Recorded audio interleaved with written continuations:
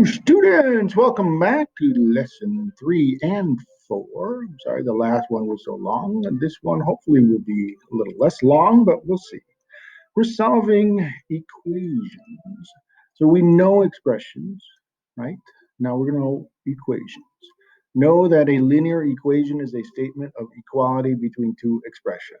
So expressions were numbers and variables and numbers times a variable. You can add or subtract them together. That's an expression. If I take two sets of those expressions and say they're equal, that's an equation. Notice the equal sign. Okay, so if I have 3x plus 4 equals 7x minus 9, that's an equation. 3x plus 4 is an expression. 7x minus 9 is an expression. When I say they are equal, that's an equation. All right.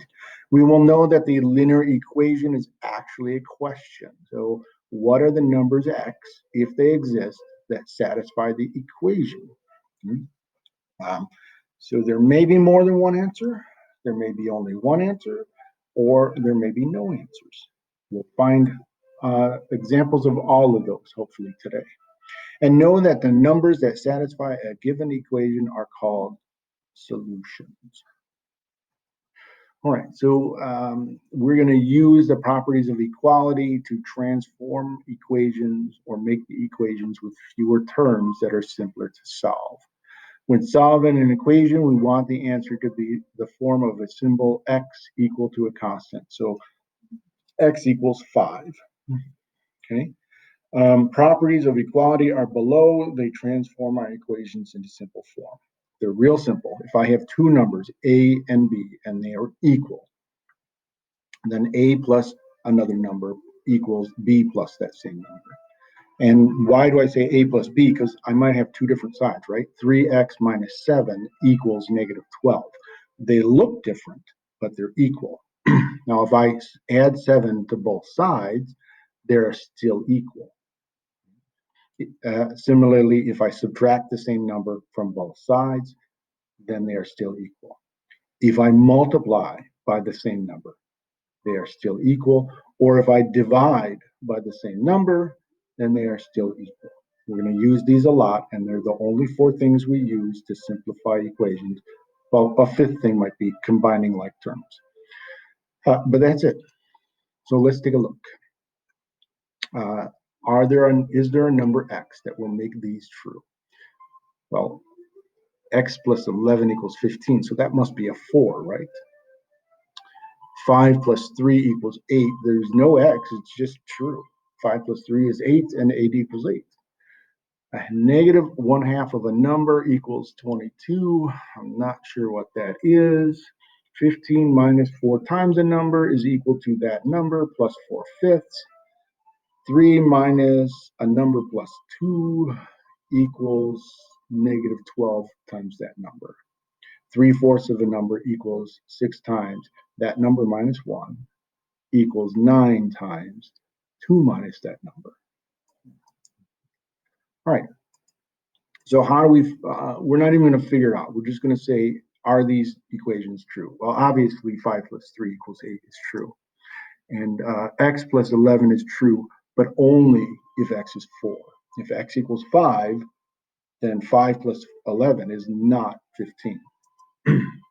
Similarly, negative 1/2 times a number equals 22. That must be negative 44, because negative 1/2 of negative 44 is positive 22. That's the only number that works.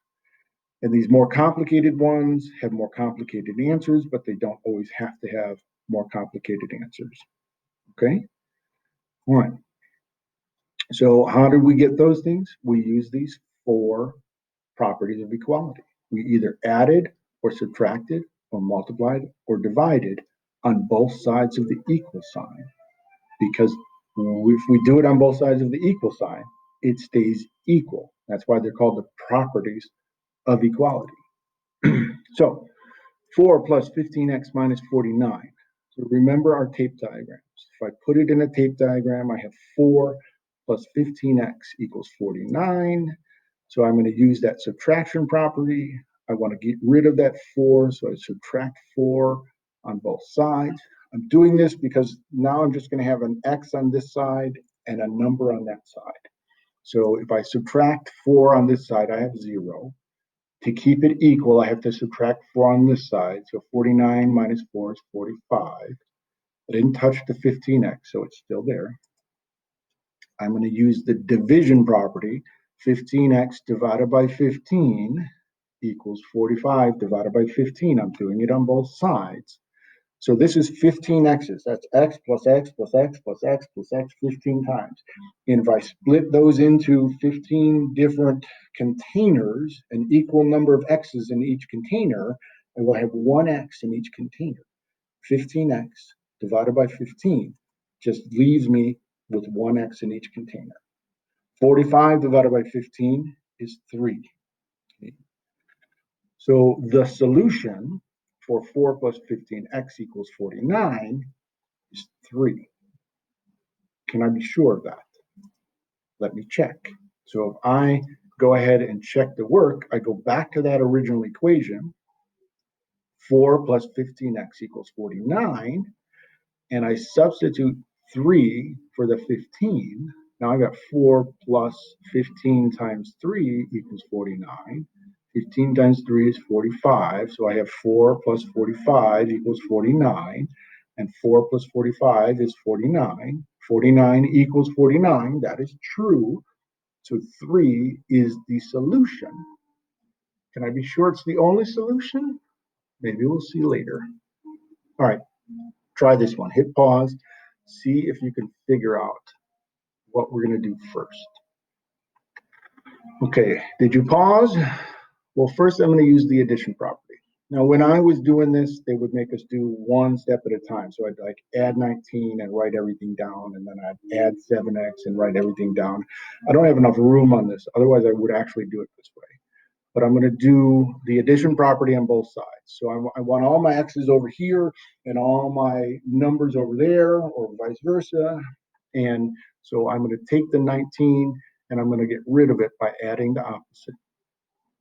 So all my numbers now will be on this side. And then I'm going to take the negative 7x and I'm going to add the opposite. And that will be 0. But I have to do the same thing over here to keep everything equal. So the 19, negative 19 plus positive 19 is 0. Negative 7x plus 7x is 0. I have to add 19 on this side and add a 7x on this side. So negative 4 plus 19 is 15. 8x plus 7x is 15x's. So 15x's equals 15. I'm going to use the division property and divide by 15 on both sides. So again, 15x divided by 15 is just x. 15 divided by 15 is 1.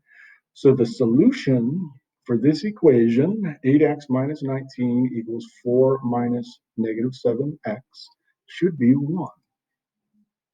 Let's check the solution. So substitute 1 for my x's. 8 times 1 minus 19 equals negative 4 plus negative 7 times 1, and I get 8 times 1 is 1, or 8 times 1 is 8, minus 19 equals negative 4, and negative 7 times 1 is negative 7. Add those together, 8 plus negative 19 is negative 11. Negative 4 plus negative 7 equals negative 11. I have the same number on both sides, so 1 is the solution for this particular equation. This one's even more complicated. What am I going to do here? Think for a second. Distributive property. So I'm going to distribute 3 times x and 3 times 9. 3 times x is 3x, 3 times 9 is 27. I'm adding them together. You might combine these numbers, these x's together, but I'm just going to leave it for right this second.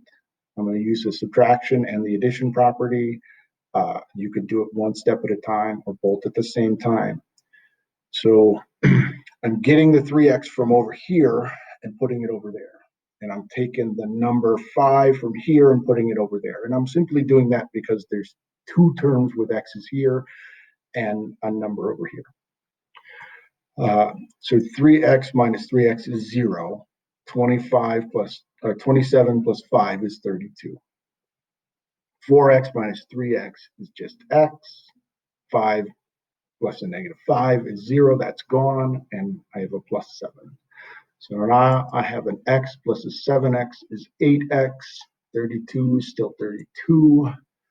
I divide by 8 on both sides. I didn't do it because there's not enough room, but you know 8x divided by 8 is 1x.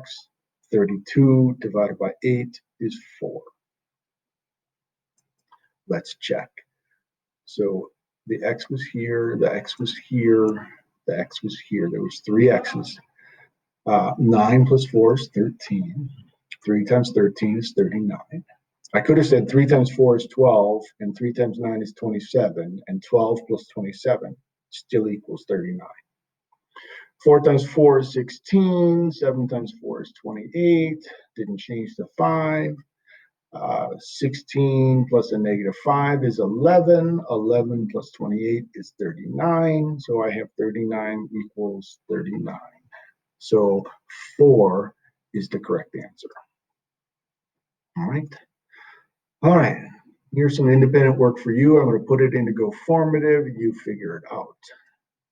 So in summary, we use those properties of equality to transform our equations with fewer terms so they're easier to solve. If I get rid of all of the coefficients and all of the other extra terms and leave just an x or a variable on one side and a number on the other, that's my solution.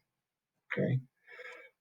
I add or subtract or multiply or divide on both sides of the equation systematically until I get nothing but an x on one side and a number on the other side. Okay. So our standard was know a linear equation is a statement of equality. Know that a linear equation is actually a question. What is x? How many? All the numbers if they exist. And know that numbers x that satisfy an equation are called a solution. Okay, so that was lesson 4, 3 and 4.